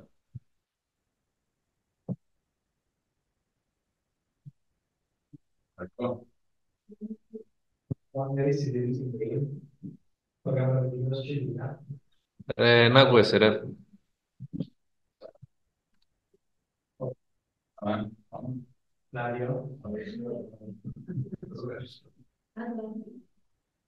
Λοιπόν, το σχολείο μου ήταν ότι έχουμε πολλά αυτοδικούς στόχους.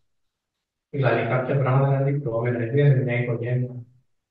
Χρειάζεται ισότητα να βάζεις τη γυναίκα και το ρόλο της καριέρας και της μητέρας και της συζύγου κτλ.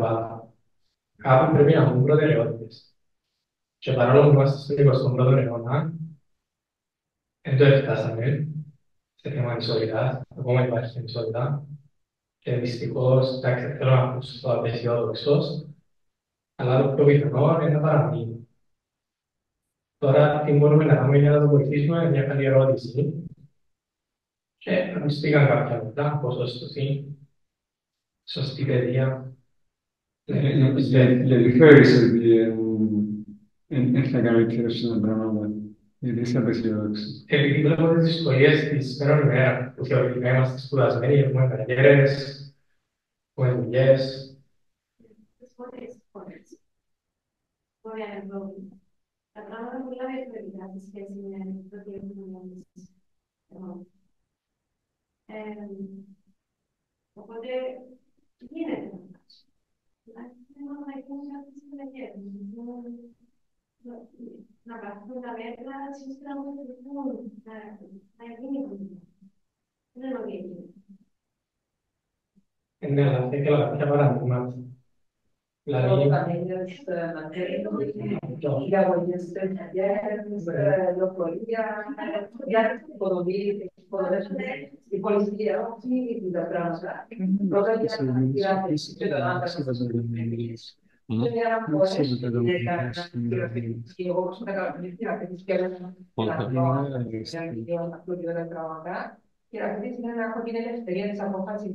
για την οικογένεια των γεροντικών, χωρίς να μου δημιουργούνται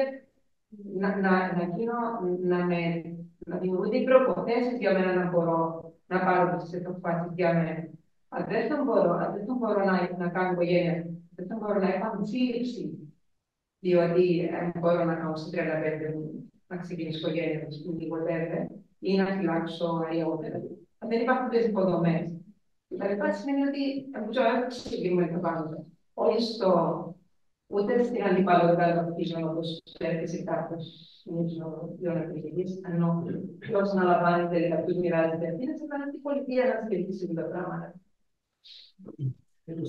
Στην Βόρεια Ευρώπη υπάρχει και άλλη πατρότητας. Πολύ φιλική για μήνες. Δεν θέλω να αναφέρετε γιατί η Βόρεια Ευρώπη. Υπάρχει και άλλη πατρότητας και πάρα πολύ λόγο. Βοηθούν τη γυναίκα του να δει ποια είναι η πατρότητα και είναι 6 μήνες, 8 στο σπίτι της. Και βοηθάνε και εργαστούν κάποιοι άλλοι στη δουλειά. Αλλά υπάρχει υποδομή έξω, υπάρχουν δουλειά, τα εγκαγωγιά στη δουλειά. Νομίζω ότι είναι κάτι πιο διαφορετικά έξω. Δεν το έχω τόσο διαφορετικό.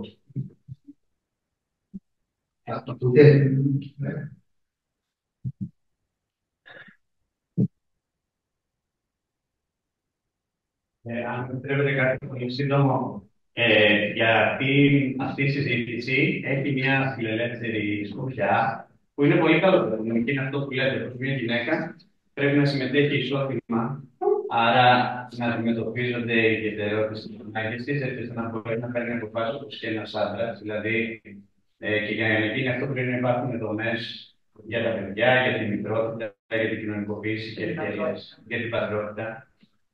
Ωστόσο, ο μαρξισμός έρχεται και βάζει μια υποσημείωση ότι η τυπική ισότητα είναι καλοδεχούμενη, αλλά είναι ισότητα στην προλεταριοποίηση. Και αυτό μπορούμε να το πούμε ότι είναι και η διαφορά μεταξύ γυναικείας απελευθέρωσης και φεμινισμού με έναν τρόπο.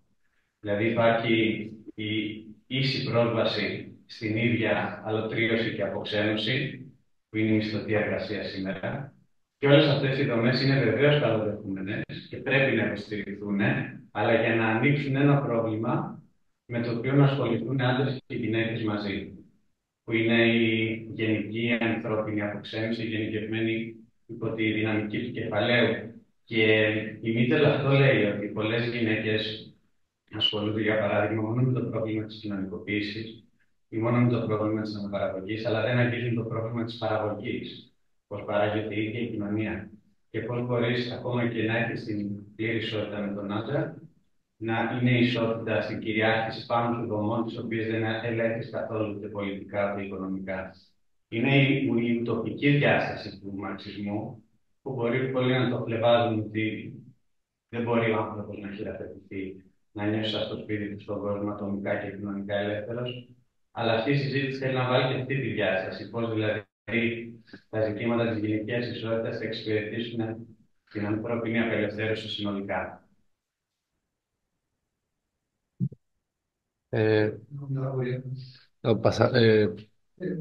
Με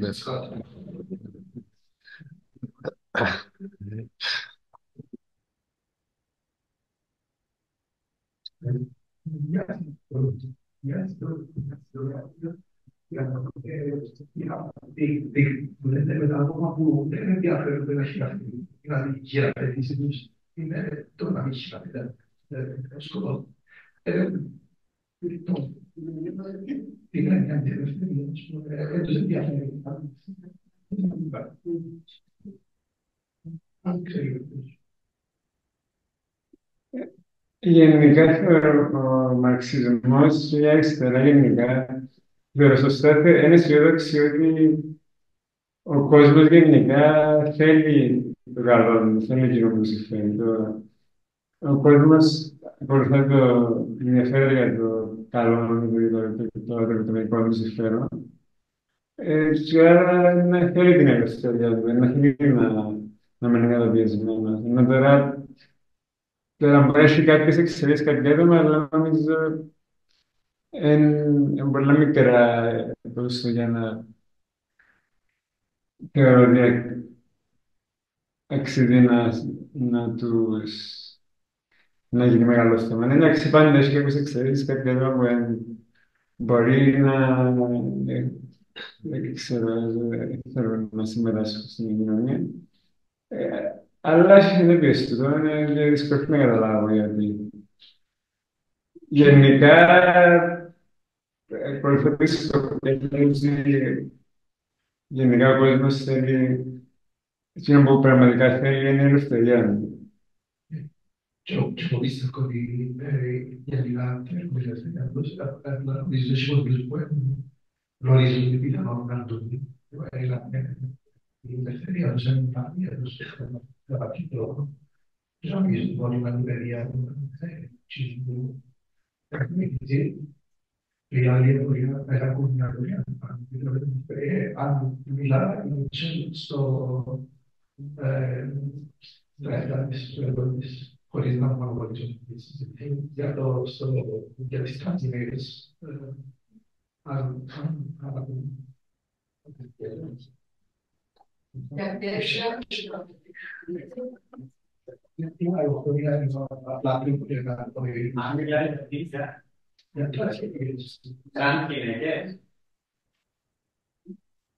Στο κείμενο αυτό δεν μιλάει, τώρα σε άλλα φαντάζομαι έχει μιλήσει, επειδή είναι τόσα χρόνια, αλλά δεν ξέρω τι λέει.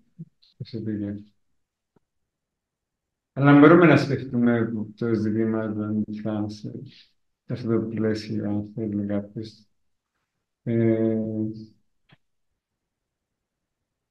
Βασικά το σημαντικό, ο φιλελευθερισμός θεωρεί ότι με κάποια μέτρα τεχνοκρατικά θα μπορεί να έχουμε ουσιαστικά ισότητα των φύλων και αυτό θα τελειώνει σε κάπου εκεί, αλλά για κάποιο λόγο δεν τελειώνει. Γι' αυτό μας κάνει να σκεφτόμαστε ότι μπορεί να χρειάζεται να μπει και η αριστερή μαρξιστική διάσταση που σου λέει ότι εμείς παλεύουμε να ξεπεράσουμε το σεξισμό γενικά, πατριαρχία και τα λοιπά, και να έχουμε ισότητα και ανδρών γυναικών, ούτως ώστε να μπορέσουμε να συνεργαζόμαστε και να είμαστε συνεργάτες σε μια κοινωνία που δημιουργούμε εμείς συλλογικά βασικά. Εκείνη η πραγματική ελευθερία, να μπορείς να έχεις τον έλεγχο της κοινωνίας στην οποία ζεις, να μπορείς να διαμορφώσεις εσύ μαζί με τους συμπολίτες σου το πώς ζεις και θα είναι κανόνα. Κανένας δεν μας ερώτησε αν θέλουμε ότι πρέπει να αρχίσουμε να βγαίνουμε σχολείο στα 6 μας, μετά να βγαίνουμε σπουδές και δουλειά κτλ. Αυτό είναι ένας τρόπος ζωής που έτυχε για διάφορους λόγους να υπάρξει. Σημαίνει ότι είναι ο μόνος τρόπος ζωής και δεν ισχύει τόσο στο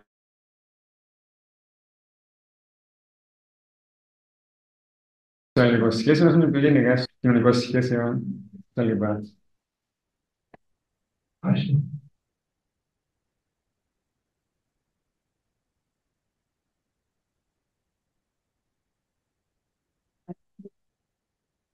Αν κατάλαβα καλά, με την τελευταία τοποθέτηση που θα δωρεί, έτσι έκανα και αντί να ζητούμε πράγματα για τις γυναίκες, αυτό που μας λέει ο Μάρξ και η αριστερά είναι ότι πρέπει να ζητούμε πράγματα για την ανθρωπότητα, για το σύνολο των ανθρώπων. Γονική άδεια, όχι ούτε για τον πατέρα, ούτε για την μητέρα. Ας αποφασίσουμε μεταξύ τους ποιος θα παίρνει την άδεια.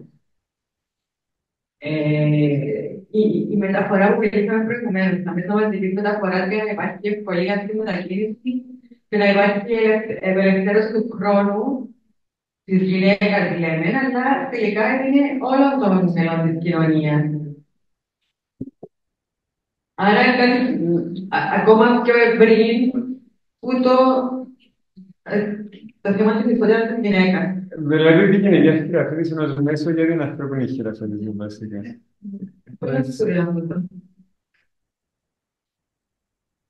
Και το είναι σε αυτό καταστροφική όπως τώρα το για το μήνυμα στους νιώθους. Πρέπει να γίνουν, δεν πρέπει να γίνουν όλα κάπως πιο... Ένας άλλος τρόπος, που λέτε, ένας άλλος είναι να σκεφτούμε ότι ατομικά ότι είμαστε φυσικά ελεύθεροι να κάνουμε ό,τι θέλουμε, αλλά κοινωνικά δεν έχουμε τους πόρους για να κάνουμε τίποτα από ό,τι θέλουμε. Μπορεί μια μητέρα να θέλει μόνη της να κάνει οικογένεια και πρέπει να υποστηριχθεί αυτό. Μπορεί κάποιοι να θέλουν να κάνουν οικογένειες τύπου κηπούς. Πρέπει να υποστηριχθούν με βάση αυτό. Αντί να υπάρχουν από πριν καθορισμένοι τρόποι ζωής, η Μίτσελ είναι αυτό το κείμενο το αγαπάμε πολύ γιατί γυρνάει πίσω σε ένα διάσημο απόσπασμα του Μάρξ από τα Γκρούντρισε τους. Ένα βιβλίο που είναι και για προκαπιταλιστικούς κοινωνικούς σχηματισμούς, έχει βγει αποκομμένα από του τόμου και λέει ότι η ανθρώπινη ελευθερία δεν θα πρέπει να μετριέται με καμία προκαθορισμένη μεζούρα. Και τώρα, παρότι είμαστε τυπικά ατομικά ελεύθεροι, πέφτουμε συνέχεια κοινωνικά σε έναν τείχο, σε μεζούρες από πριν. Και είναι φυσικά πολύ καλός ο αγώνας για να έχουμε ισότητα απέναντι στο να πέφτουμε στους τείχους άντρες γυναίκες με τον ίδιο τρόπο.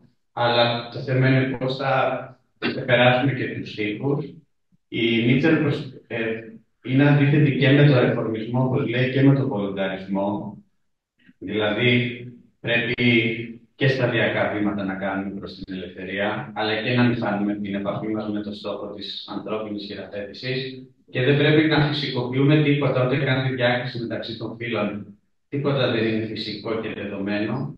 Όλα είναι προϊόντα ιστορικής, κοινωνικής εξέλιξης και θέλει να μας υπενθυμίσει αυτό που το ξεχνάμε πολύ συχνά. Θέλουμε φυσικό το ότι είναι δύο τα φύλλα ή θέλουμε να πούμε ότι είναι πολλά τα φύλλα.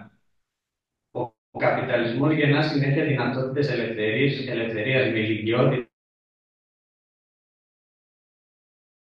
τρόπο και φοβόμαστε με αυτές τις δυνατότητες να αγκυλωθούμε πάνω σε ταυτότητες που μπορεί να είναι οι σεξουαλικές, σε πολλά επίπεδα, εθνικές, εθνοτικές. Και η Μίτσα λέει ότι πρέπει να βρεθεί ένας πολιτικός τρόπος, τις δυνατότητες που γεννά ο καπιταλισμός ελευθερίας, να πατήσουμε σε αυτές και να τις κάνουμε πραγματικότητα, αντί να φοβόμαστε και να αγκυροβολούμε ακόμα και σε σύγχρονες μορφές ταυτότητας, όπως είναι το ΛΑΤΚΙ κίνημα, το οποίο πολλές φορές συζητά απλά να αναγνωριστεί μια στατική ταυτότητα γι' αυτό, παρά να γίνει η προσπάθεια του μέρους της καθολικής ανθρώπινης χειραφέτησης. Πάνω σε αυτό, νομίζω ότι το 90% της συζήτησης επικεντρώνεται σε αυτά τα οποία ξέρουμε πάρα πολύ καλά όλοι μας. Δηλαδή, η οικογένεια έπαιξε στο κέντρο αυτής της συζήτησης, εκτός από μερικές αναφορές. Για όσους θυμούνται, το Σούπερμαν 1, όταν τον ρωτάνε από πού μας ήρθες και ποια είναι η μητέρα σου, απαντάει ο Σούπερμαν. Από εκεί που έρχομαι εγώ, του Δανίλη Κρύπτον, τα παιδιά ανήκουν σε όλους.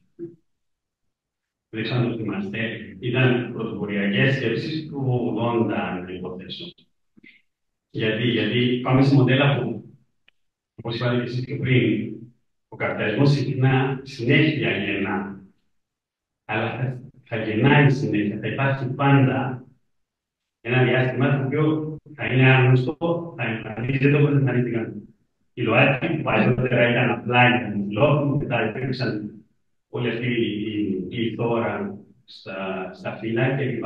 Και υποθέτω, χωρίς να ξέρω τι θα είναι το επόμενο, θα υπάρξει και επόμενο. Που πάλι μετά το πιάνει. Αν πάμε λοιπόν με τη φαντασία μας, πάμε σε μοντέλα που δεν κάνει αυτή τη στιγμή κανείς μας μπορεί να θεωρήσει έγκυρα, όπως για παράδειγμα οι συλλογικές υπάρξεις των παλιών πρώτων εθνών, όπου υπήρχαν όχι μία οικογένεια, αλλά οκλάνη την οικογένεια. Και κάθε μητέρα, όπως και στην Αφρική, που έχω ζήσει, οι μητέρες μεγαλώνουν οποιοδήποτε παιδί είναι δίπλα τους. Είναι πάρα πολύ εύκολο στην Αφρική, δηλαδή, να σου αφήσω το παιδί μου, χωρίς κανένα expectation. Δηλαδή, είναι στιγμές πολύ πρωτοποριακές για μας στη Δύση, όπου τα πάντα βασίζονται στην πυρηνική οικογένεια. Που δημιουργούνται όλα αυτά τα προβλήματα που είπατε πριν και τα οποία θα μπορούσαν να λυθούν ένα κοινωνικό κράτος. Η κοπέλα, η οποία ότι ναι, μα οι Φιλανδοί, ναι, μα, αλλά αν μιλήσετε σε Φιλανδούς και στις Καναδούς, θα επικρίνουν το κράτος τους. Γιατί θέλουν ακόμα παραπάνω. Εμείς είμαστε μίλια μακριά από όλα αυτά. Οπότε, εγώ θεωρώ ότι ένα μέρος της συζήτησης πρέπει να πάει στα φαντασιακά μοντέλα, τα οποία μπορούν να επιλέξουν όπου μπορούν να επιλέξουν, αλλά υπάρχουν και μπορούν να λύσουν πολλά θέματα. Απλά είναι μεγάλο το βήμα που ανέφερε ο Δίας πριν. Το πώς θα κάνουμε την υπέρβαση, το να μην υπάρχει μικρότητα έτσι όπως την έχουμε. Το να μην υπάρχει τι. Μητρότητα για αυτούς που για τα κράτη της Δύσης αλλά και γενικότερα η υιοθεσία είναι ακόμα εξαίρεση, η άμπτωση ποινικοποιείται σε πάρα πολλά μέρη, όλα αυτά δηλαδή που ξέρουμε ότι δεν τα συλλαμβάνουμε. Επομένως, θεωρώ ότι πρέπει να κάνουμε μια άλλη και συζήτηση για το τι θα μπορούσε να υπάρχει. Ευχαριστώ.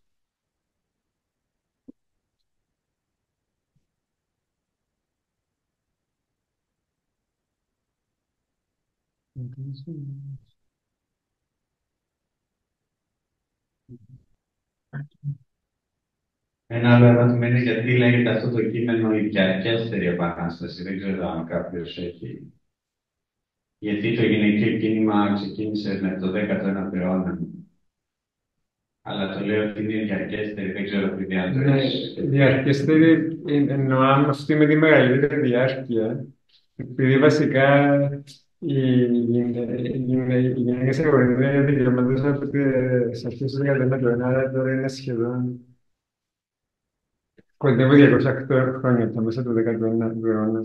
είχαμε κινητοποιήσεις γυναικών και εντάθηκαν στα τέλη του 19ου αιώνα και τις αρχές του 20ου με το κύμα φεμινισμού, τις Αφραζέτες και πάει μέχρι σήμερα με διάφορα κύματα φεμινισμού, αλλά με πολλές αλλαγές στις θεωρίες. Ενώ αυτά που λέει η Μίτσελ μετά ήρθαν άλλες επανάλα, άλλοι επανάλα και γενικά υπάρχει μια γενική διαφωνία. Και μια παραγωγή πολλών θεωριών, αλλά χωρίς να βρεις το αντίστοιχο του στην πράξη. Πάντως εγώ όταν άκουσα τον τίτλο, αυτόματα έρθει στο νου μου ο Αδάμ και η Εύα που έπηγε από την μια του την πλευρά και ερμήνευσαν ότι η διαρκέστερη επανάσταση άρχισε από την ημέρα που εκλάθηκε η γυναίκα. Γιατί ήταν από την αρχή κλασμένη κατώτερα. Έτσι. Έτσι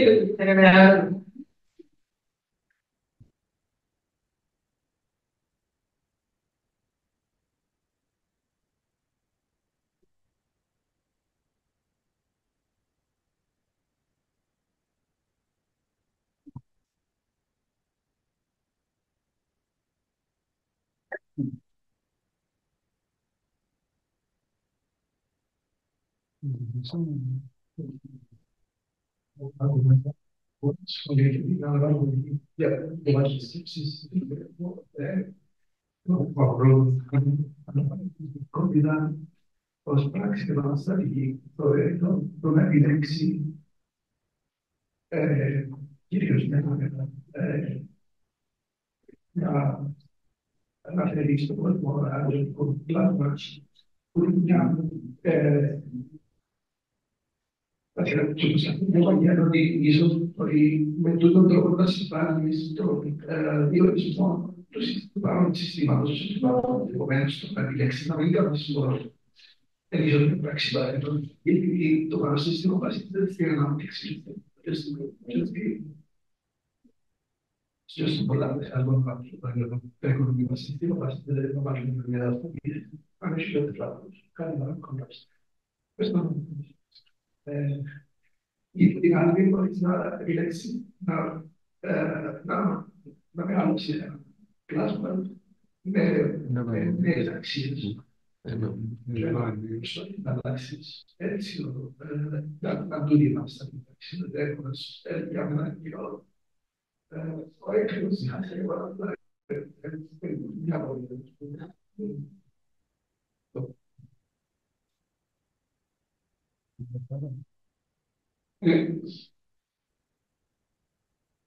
Δεν ξέρω, αν είναι επαναστατική πράξη το να μην κάνεις μωρό, επειδή ο καπιταλισμός είναι βασισμένος στην ανάπτυξη, όλες οι μορφές κοινωνίας χρειάζονται κάποια ανάπτυξη. Άρα, το να σταματήσει την ανάπτυξη, ναι, μπορεί να καταστρέψει τον καπιταλισμό, αλλά να καταστρέφω και εγώ. Άρα, δεν το βρίσκω τόσο. Ναι, τώρα. Και επίσης, δεν ξέρω αν βοηθά. Ενώ αν φτάσαμε η λύση για το περιβάλλον, είναι είτε να θυσιαστούμε εμείς να μην κάνουμε μωρά, είτε αν είναι η μόνη λύση τούτη, σημαίνει πια πολλά άσχημα. Νομίζω ακόμα πρέπει να σκεφτόμαστε πιο θετικά. Ενώ ακόμα νομίζω δεν φτάσαμε στη φάση να χρειάζεται να βάλουμε ένα πληθυσμένους ελέγχους. Πάντως είναι να επηρεάζει και τις σχέσεις ανδρογυναικών αυτό. Να συμπληρώσω αυτό που είπε ο Πηδίας, ότι μπορεί να μείνουν δύο άνθρωποι στην φίλια και να έχουν καταπληκτικές σχέσεις μεταξύ τους. Και μπορεί να διατηρηθεί ο καπιταλισμός και με τα προβλήματα του πολύ λιγότερο πληθυσμό. Θα έλεγα ότι γενικά ξεκίνησα το 1960 αυτή τη συζήτηση ότι το προσωπικό είναι πολιτικό, με την προσπάθεια περισσότερης πολιτικοποίησης των πραγμάτων.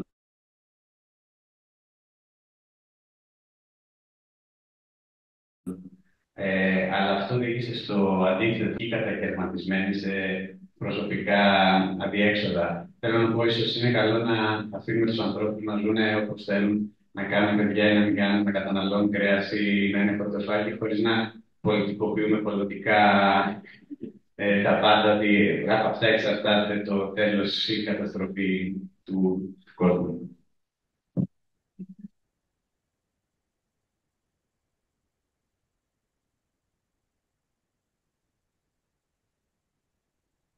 Porque a ponte como dice la gente si ves, se casan, ves, y que hay es.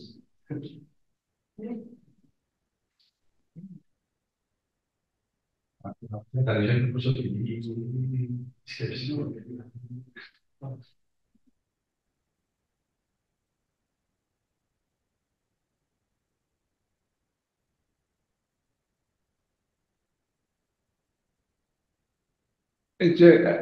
Πάντα σου κάνω συζήτηση ότι είναι πολύ δύσκολο να φύγουμε από τη φυσικοποίηση της οικογένειας.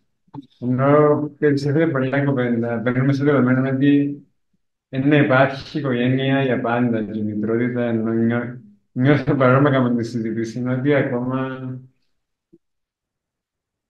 οι πλήστοι από εμάς ακόμα παίρνουμε πολλά στα δεδομένα. Ενώ πραγματικά είναι να θυκευαστεί κάποια ιστορία, τούτα που μάθαμε και συνηθίσαμε είναι πράγματα που αρχίσαν τα τελευταία 200-300 χρόνια κυρίως. Και χρειάζεται να υπάρχει για πάντα. Δεν σημαίνει ότι πρέπει να καταργηθεί η οικογένεια, αλλά τούτη η ιδέα ότι μπορούμε να έχουμε πολλών είδων σχέσεις που να είναι υγιές, ενώ αξίζει να δοκιμαστεί, ειδικά που είδαμε ότι κάθε φορά που προσπαθείς να τους βάλεις όλους ενός είδους σχέση, τα αποτελέσματα ήταν κάποια πιεστικά. Άρα αξίζει να προσπαθήσουμε, νομίζω, να σκεφτούμε και πέρα που Νομίζω, αν με ακούτε, νομίζω πάμε. χωρίς να λέμε ότι πρέπει να μπορεί να συνυπάρξουμε όταν πολλά μοντέλα θεωρώ.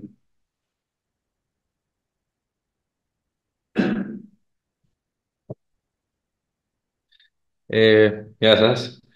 Με η απορία μου ή κάτι που θα ήθελα έτσι μια περισσότερη διευκρίνηση. Βλέπουμε ένα κείμενο που γράφτηκε για το 1966, αν δεν κάνω λάθος.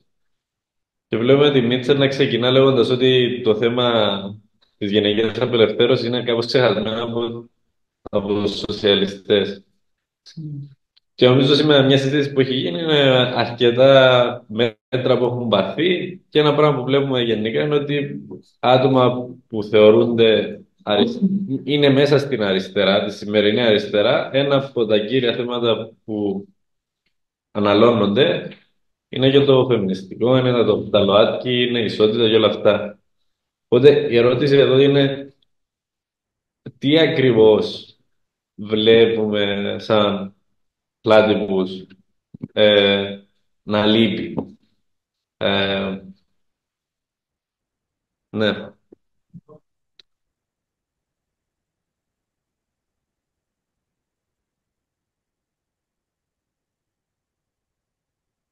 Απλά να προχθέσει να απαντηθεί η ερώτηση. Ότι ίσως πες σκέφτεσαι, αλλά επειδή είχα δει κάτι μας κάνει.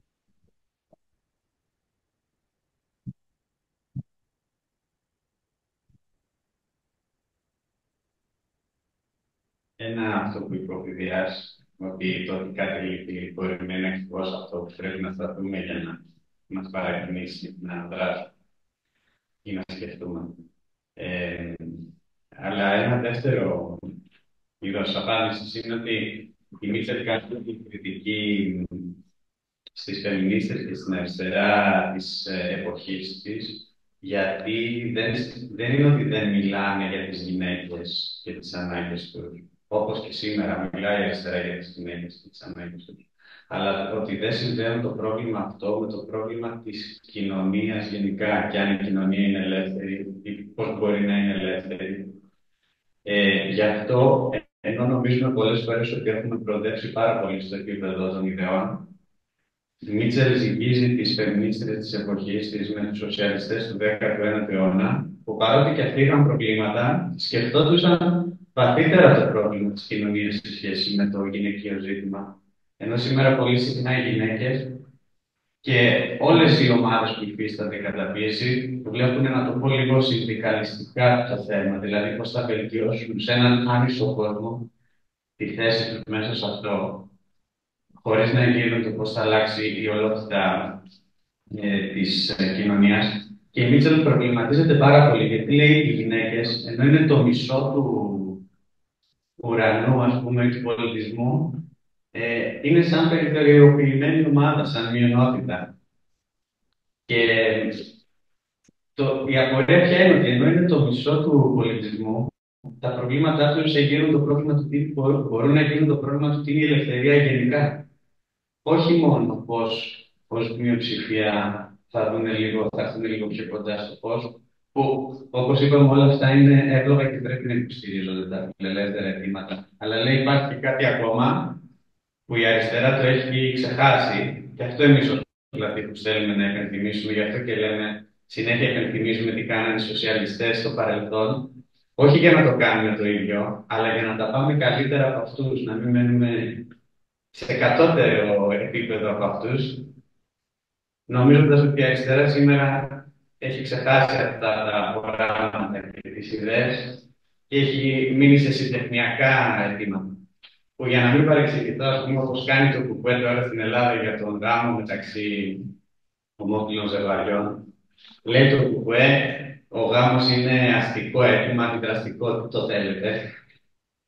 Ενώ θα μπορούσε κάποιο να πει ότι βεβαίω αυτό το θέλουν, πάρουν αυτό το αίτημα και τα δικαιώματα που φέρει, αλλά αυτό δεν είναι βήμα πραγμάτωσης ανθρώπινης ελευθερίας. Ανοίγει απλά ένα πρόβλημα.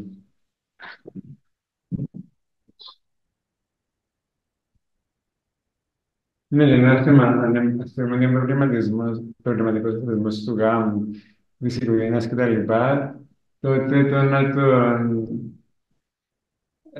αφιάσει την ευκαιρία για παραπάνω άτομα σε γάμο να δημιουργήσει όντως νέα προβλήματα, ενώ επειδή παραμένουν τα άτομα σε κατευθυντικές δομές.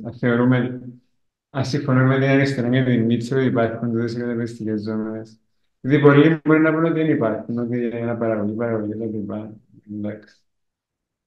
Ταιριάζει την παρατήρηση που κάνατε ότι τα νέα προβλήματα είναι καλοδεχούμενα, αλλά πρέπει να τα πάρουμε στα σοβαρά. Το ότι η γυναίκα έχει το ρόλο και στην οικογενειακή συνεργασία μπορεί να είναι μια νέα μορφή δυστυχία, αλλά είναι ένα τρόπο πραγμάτωσης τη ελευθερία τη, είναι καλοδεχούμενο.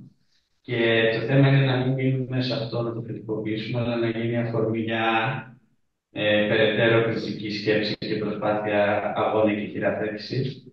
Όπως και ο γάμος, ο μονογαμισμός, ξαφνικά σε παλαιότερες εποχές είχες μία γυναίκα για να κάνεις παιδιά, είχες πολλές ερωμένες για να ικανοποιήσεις τις σεξουαλικές σου ανάγκες και υπήρχαν πολλές δεσποσίνες, μιλάω τώρα για την πλευρά των αντρών, οι οποίες εξέφραζαν το υψηλό ερωτικό ιδεώδες στον ενθουσιωμένο. Και η ιδέα της μονογαμίας του γάμου, όσο προβληματική κι αν ήταν, έθεσε το πρόβλημα πώς μπορεί ένας γάμος, η επιλογή ενός ανθρώπου να πραγματώνει και τα τρία αυτά πράγματα. Και την τεκνοτεσία και το υψηλό μετουσιωμένο ιδεώδες και τη σεξουαλική ικανοποίηση. Αυτό ήταν μια νέα κατάκτηση, αλλά και μια νέα δυστυχία και δυσκολία. Και τώρα αυτή ζητάει να την πραγματευτούμε περαιτέρω, αντί να πούμε π.χ. πρώιμα είπαμε, ας πάμε πιο πίσω. Στο πλάτη λέμε ότι προτιμούμε να ξεκινούμε από τις... δεν θέλουμε να θυμόμαστε παλιές καλές μέρες, αλλά καλωσορίζουμε τις νέες δύσκολες μέρες. Τι κάνουμε με αυτές?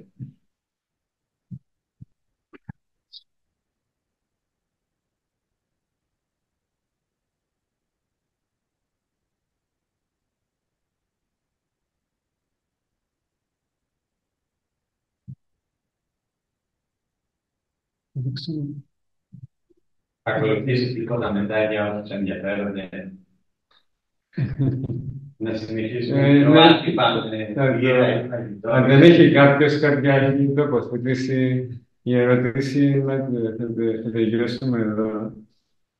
Ευχαριστούμε που ήρθατε και ελπίζουμε να έχουμε και άλλα εκδηλώσεις τέτοιες στο μέλλον.